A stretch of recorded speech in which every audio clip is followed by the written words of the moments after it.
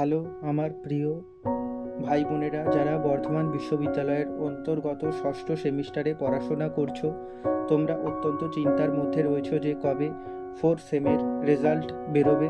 তোমাদের চিন্তার কোনো কারণ নেই, কারণ তোমাদের রেজাল্ট এই মাসের মধ্যেই বেরিয়ে যাবে। আশা করছি বর্ধমান বিশ্ববিদ্যালয়ের সূত্রের খবর যে এই মাসের শেষের দিক করেই তোমাদের রেজাল্ট পাবলিশ হয়ে যাবে।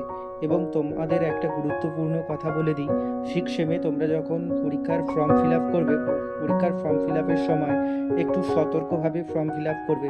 কারণ যারা 3 ইয়ার্স এবং 4 বছরের কোর্সে রয়েছো, তাদের কেউ 4 বছরের কোর্স থেকে 3 বছরের কোর্সে আসতে পারো, তার জন্যও রয়েছে। আবার যারা 3 বছর থেকে 4 বছরে পড়তে পারো, তারও সুযোগ রয়েছে।